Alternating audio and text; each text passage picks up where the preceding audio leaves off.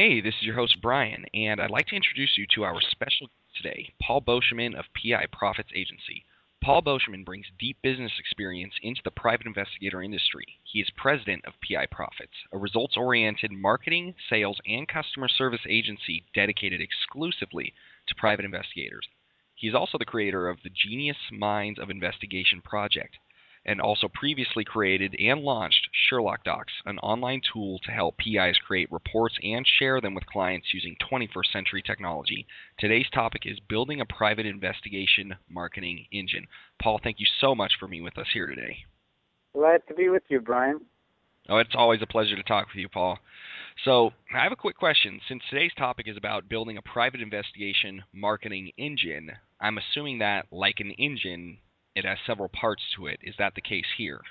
That is true, and it's just kind of a metaphor of a way to think about your marketing and as an engine and to drive growth in your business. So just like you drive a car to your destination, you have to drive something to get you where you're going in your business, and it could take a bicycle or a good walk, but a car will get you there a little bit faster. No, definitely. So, I'd like to ask, what are the different parts of this engine then? Okay, well, the way I broke it up, Brian, is into 5 different parts. First would be lead sources, and each of these has several subcategories, so maybe if you're listening, you might want to jot down some of these. So there's lead sources, there's lead capture, then there's lead nurture, then there's the sales conversion process, and actually one of the interesting parts of marketing is fulfillment. Oftentimes people don't think of that as part of marketing, but fulfillment is, as I'll talk about in a minute, a very important part of your marketing effort. Okay. That fourth one was sales conversions, right? Right. All right, and then fulfillment. All right, I'm really curious about that last one, but I'm sure we'll get to all of them. So in order that you told me, I'm going to ask you about each one. So how about we start with lead sources? Why don't you tell me a little bit about that? So when you have a business, and a lot of investigators get started because, they might have a contact with somebody that was in the insurance business or needed security or if there was a missing child or something, they get involved in the very beginning. And they end up starting a business with just a small number of clients. And over time, of course, those clients may have financial problems or may not need their services, so they've got to go out and look for other sources of new clients. But they haven't really thought about where can they get their leads from. And so, there's a number of different suggestions I have for investigators as to where to look for leads. For example, we tend to think of the typical one like search engine marketing, PPC, pay-per-click advertising, display ads, YouTube ads, things like that. That's one. But there are other things as well. Social media, whether it's LinkedIn, Twitter, or Facebook, is very important. LinkedIn, I think, is really something that's underutilized by PIs because, a lot of them would like to contact insurance professionals or attorneys, and that's where a lot of those people hang out. They're not hanging out on Facebook. They're more likely to be on LinkedIn, and you can actually, if you have I think that basic plan allows you to search by professional and location, and you can find a lot of people in the field you're looking to market to there. I think that's a very good one. Another one that is another lead source that's important, I think, is strategic partners. So, you have a business and there may be PIs that are doing business that you may see as competitive threats. But one of the things I often suggest to investigators is that they specialize in one thing so that they can differentiate themselves from other PIs. And if you're going to specialize in one thing, maybe you fill your pipeline largely with those type of clients, and you partner with another PI that is specializing in other things. So if you're into insurance fraud, somebody else is into cheating spouses, as you get leads, you can kind of trade those off. You can have some kind of a partnership. You can also form partnerships with attorneys. Co-brand make a brochure that co-brands you so that each of you refers to the other when you get a lead, for example. That's kind of partnerships as a lead source. Another lead source is the professional associations in your community, networking groups.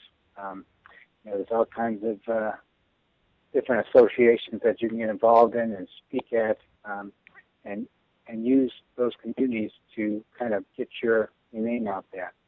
That's a lead source. Then, of course, there's traditional, there's offline advertising, and that starts with something like Yellow Pages or even some of these small community papers, all the way up to radio, and if you're really big, TV. But radio advertising is not really expensive if you're a pretty sizable firm. But another often overlooked but very important lead source is public relations. So news stories. Just calling up a local TV station and offering to be their expert investigator. You can somehow make yourself the expert and get guest appearances on news shows when there's cases. There's always interesting cases that come up on TV news because they're always looking for drama, and there's a missing child or there's some fraud, some story on identity theft. Anytime there's a story about, and there's so many, dozens and dozens of fields that investigators touch in that affect us every day, that it's very easy for you to get involved with a TV station or a radio station, for that matter as well, and get on the news and into a newscast. So all those are different lead sources. All can be used. And when you're creating this marketing engine, you just can't use one lead source. A lot of times an investigator will just say, okay, I'm just going to pay a search engine company to make me number one on Google. That's one source. If something happens, you lose out, and all your business goes away. So you have to have as many different possible lead sources coming into your business to make sure that your pipeline is always full. Yeah, it's essentially putting all your eggs in one basket, it sounds like.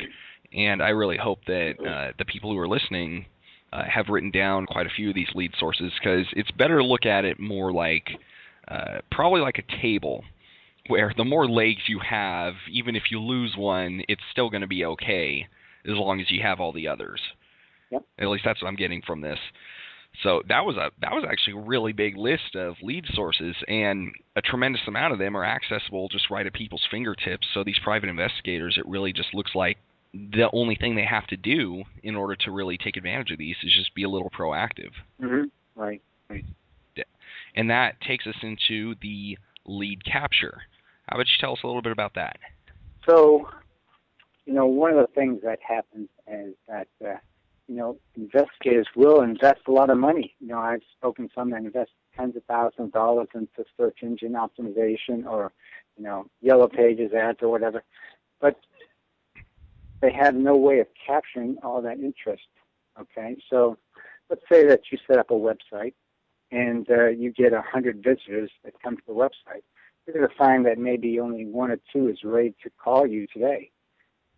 And yet, I have yet to encounter a single PI website that has any kind of lead capture, okay?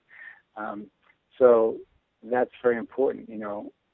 I think investigators ought to think of the website as kind of the hub of their system, their marketing system, and use it to help capture leads from different sources. You've got all these lead sources, whether it's social media or people that even, if they look at a Yellow Pages ad and you have your website URL, people are going to go and check out your website before they call you. That's the way that people do things these days. It's not like 20 years ago. Today, everybody goes to somebody's website and they do their investigation to research. And I just heard a very interesting statistic. It said that, in 2010, people used 4.6 sources of information or pieces of information before they made a buying decision. By 2012, that number had jumped to 10.8, almost double. So people are doing a lot of research. So what the internet has created is this giant, research database, basically, and people are using it like that. Their phones, their iPads, whatever, and they're going online and they're checking things out before they make a buying decision. So if only one person is ready to call you and a whole bunch of people are going to hire an investigator at some point, let's say half the people that come to your site are going to hire them. If you don't capture their name, they're going to leave your site. And so you need some kind of an opt-in form to capture the name, a list. If you're putting on an event somewhere, let's say you go to a community organization and you're putting on a little luncheon for somebody to talk about missing children or something like that, or identity theft or whatever, you should have a way to capture the names and email addresses or business telephone numbers of all the people that come to your luncheon. In the old days, it used to be all manual. You just get a business card, and that's the way people did it. And they put it in their Rolodex. I don't know if you're even old enough to remember what a Rolodex is, but I do know. I do know. Okay, but they'd have these Rolodexes with all these business cards, and that was their lead capture.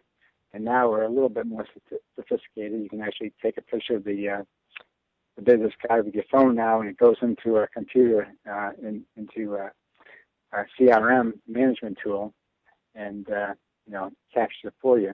So capturing people's names that are not ready to buy, that are good prospects, is a very, very critical part of your marketing engine. Wow.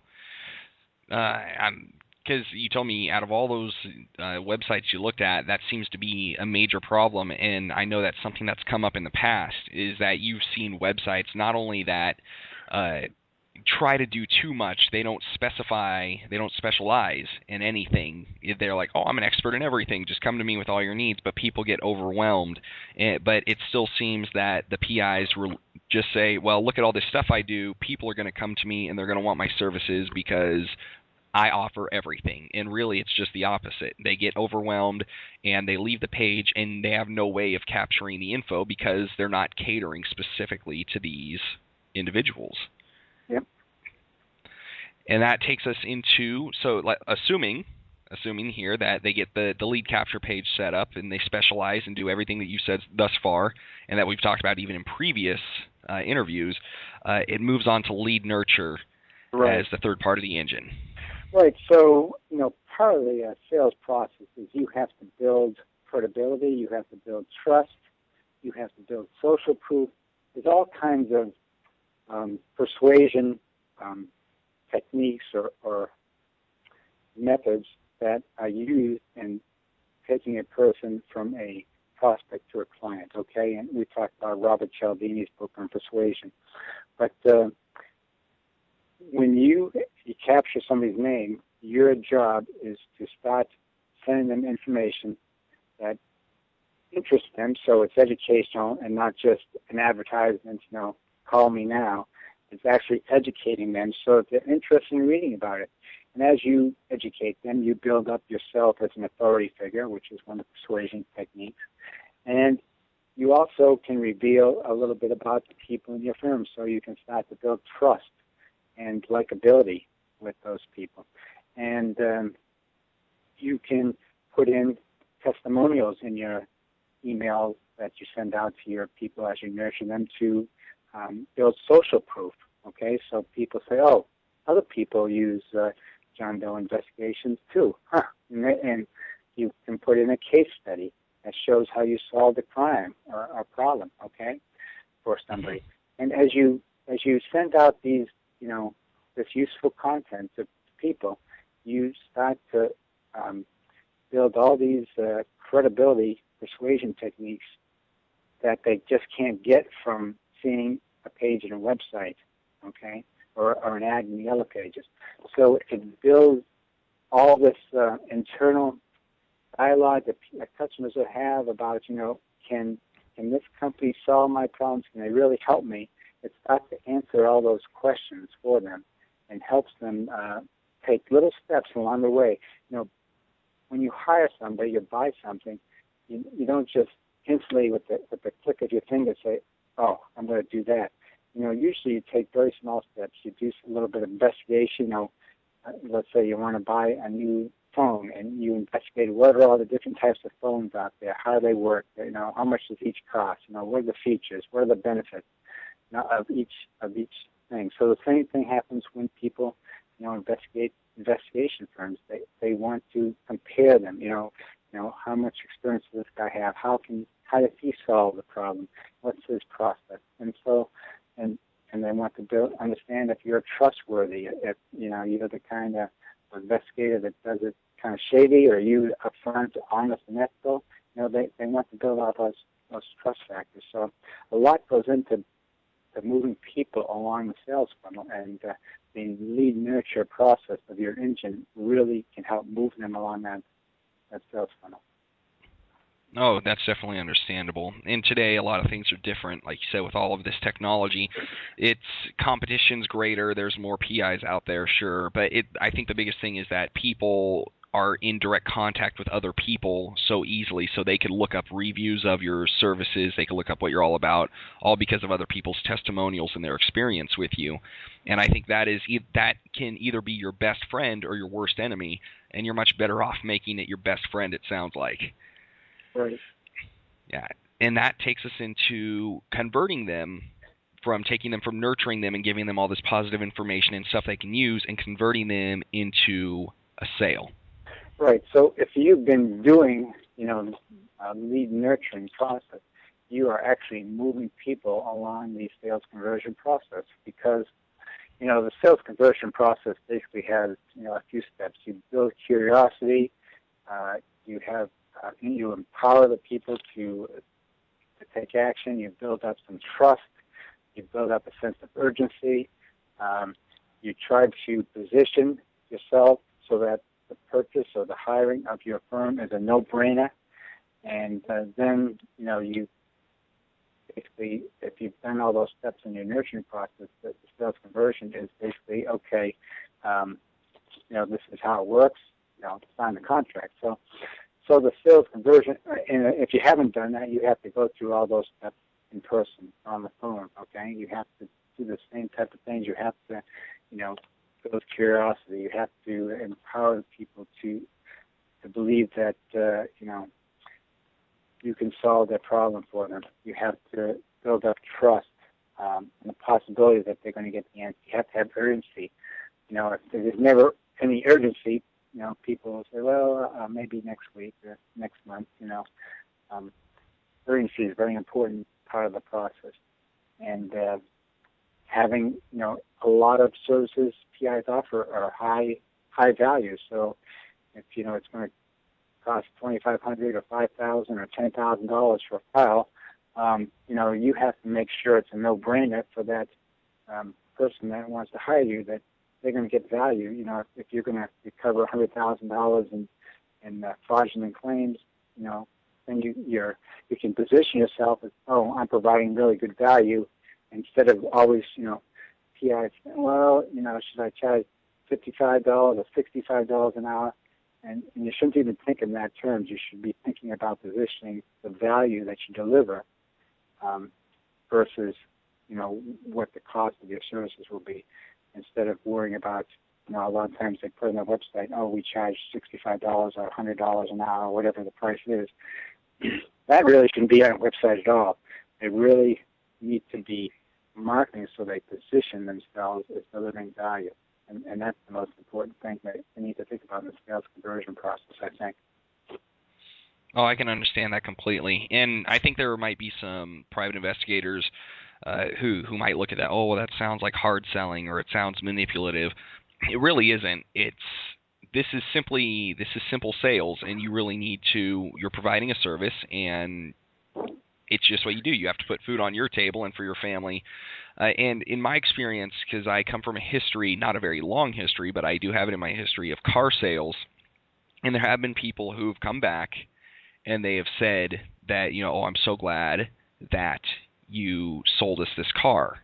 even though you have to use these sales techniques to help convince them, because they get wishy-washy and they want to step back and they want to be complacent because people are naturally afraid of change. And when you ask for something that's $2,500 to $5,000 and they want to backpedal, you have to give them incentive to move forward today, or else they'll backpedal and then they'll justify why they wound up doing that, when in reality they'll be grateful in the end, especially that they went with your services and that you convince them to really take that step forward. Yeah, if you really believe in what you're offering somebody, then you shouldn't be worried about the price. You should be, thinking about how the people are going to benefit from you doing the job for them. That's really the way to really think about it. You really have to mentally change yourself into worrying about, geez, do I have to, sell like a commodity price competition, or am I delivering real value? And when you're delivering real value, you don't worry so much about, the price or what definitely. you're charging. And that leads us into, obviously, fulfillment. And Right. How does that pan out? Well, obviously, you're selling a service, so you're fulfilling the service, but how you fulfill the service is very vital, because in my research, most of the clients that investigators get are from referrals. And so if you give great service, personalized attention, and you're treating your clients very professionally, of course you want to deliver a good result. That's paramount, of course. But delivering also, doing a little bit extra. So if you get a client that giving you $5,000 retainer, or it's going to be a $2,500 file, and it's going to be one a month or something like that, and you've got a potential $25,000 client, don't try to be, stingy or whatever. Be generous in welcoming that new client to your family. Okay, send them some fresh baked cookies, or send them a handwritten note, or something that lets them know that you're happy that they're part of your business family and that you're going to be providing service to them. So, and on a regular basis, you want to send them, cards or whatever, just thanking them for being part of your family, and also asking for referrals. So on a quarterly basis, at least, every PI ought to be mailing their clients and giving them a thank you note, telling them that grateful for the business they're providing, and asking if they know anybody, and giving them something of value in return for a new referral, a new client. So you might give, if you get a client from a referral that's worth several $1,000s, it could be worth to you to give a couple $100 bonus or a discount on the next file for your current clients. Something of value to show your gratitude. This works on the principle of reciprocity, which is also a persuasion technique Robert Cialdini talks about. If you give somebody something, in return they feel obligated to you. So you can use this reciprocity persuasion technique to help grow your business through fulfillment. And fulfillment can be one of the best growth strategies you have by doing fulfillment right. And it sounds like, in this same vein, I think it should be mentioned that there are people, PIs and otherwise, who, even though they charge this amount, it's almost like they feel guilty about charging a certain amount, even when they get close to somebody, and they feel that connection like you're talking about, and then they think, oh, well, I'll cut them a deal, or I'll just make them I'll do it for next to nothing, and so I'll just throw out a number like $100, something they do for $100, it turns out, oh, I'll do it for 10 or 20, and really it's because what they're getting paid in at that point is approval. And there are people who lack confidence, who really that's what they generally prefer, but then they wonder why I'm not making sales, why aren't I making money? Well, it's because you sabotage yourself, because you feel this need to be approved more than you are paid. But getting paid is your approval. It's that you did a good job and that you're helping these people, and it's definitely what you deserve. So to getting close like this, to become close with your clients and form that connection, but to also remember that you're providing a genuinely good service that they can benefit from and will benefit from, and that you deserve to be paid for. Exactly. And so these are all 5 parts here, and you've described all these different engine parts, but even if an engine is complete and functional, it still needs fuel and spark plugs to make it go. So in the case of the private investigator marketing engine you just talked about, what serves as the fuel and sparks? Well, in my analogy, I think the offer you make is what the fuel is. So, when you have to put an offer out there for your service, and who's it for, who's going to deliver the offer, and what the promise that you make, what value can people expect to get, and how what is the process for that offer to be delivered? How are you going to provide the value? So, and price is part of your offer as well. So, your offer can be an overwhelmingly generous offer without costing a lot of money. For example, you can provide educational material to people. You can provide little extras to help your prospects along the way. If you've got a distraught spouse or something, you might offer an hour of mental health counseling as an extra bonus to somebody that's going through that. Little things like that can just add some gas to the fire to help people get over that little hump to hire you, and is what I'm trying to talk about here is this offer, and making it so great that people just can't say no. I'd be stupid not to hire this company is what you want to do when you make an offer to potential clients, is make it so that people just cannot say no.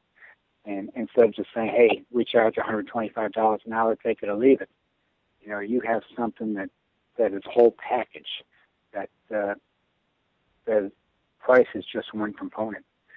Just, for example, a process description of how you go about doing surveillance, for example, to describe to somebody new to that process, and the kind of report that deliver, the kind of evidence that you'll deliver, and how fast you deliver, what's the time frame, so that people are conscious all on the way, and gives them this feeling of security, knowing the process.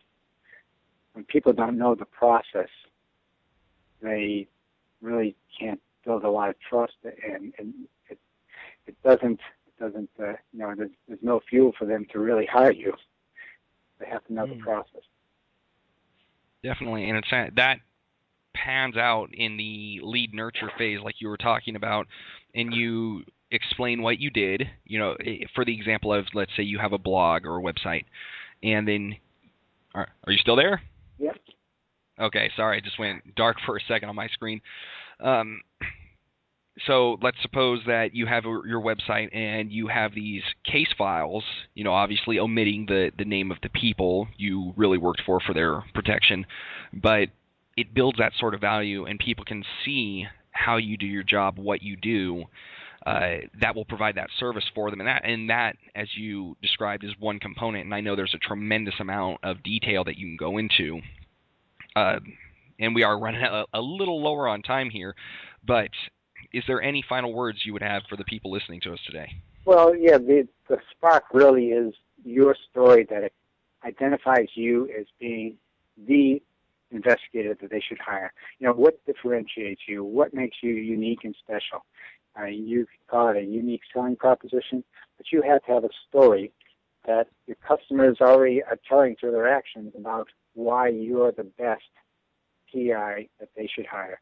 This is really the spark that ignites people to hire you. They may be ready after all the other things we talked about to hire somebody else, but your story, your spark has to be about you. What makes you exceptional? What makes you an expert in this field? What makes you the one investigator that they should hire right now? And you have to identify that clear story and make sure it's a clear story about you, and not just list the 600 different things that you do, but the thing that makes you exceptional. Absolutely. And I would like to emphasize again, it really isn't about kowtowing and needing to be paid an approval. It's about raising your value and being expected to be paid what you're worth. Yes. So definitely, and it's been a fantastic interview, Paul. It's time for me to wrap things up here. So if you are listening to this interview and you'd like to learn more about how to grow your private investigation business, Paul has generously offered a free 30-minute best practice marketing investigation briefing for listeners of this interview. In this briefing, Paul will help you identify what might be your biggest holes in your marketing strategy, as well as the biggest opportunities for additional profit in your PI business, meaning everything we just went over and much, much more. So keep in mind that spots are limited and will be made available on a first-come, first-served basis. So if you're interested or even just curious to learn more, then definitely sign up for one of these spots and reserve a free one-on-one marketing briefing call with Paul at no cost to you at easypiprofits.com. Just like it sounds, easypiprofits, all one word, .com. It's been fantastic, Paul. Thank you so much for being with us today. Great to be with you, Brian. Look forward to our next chat. Definitely. You have a good one. You too.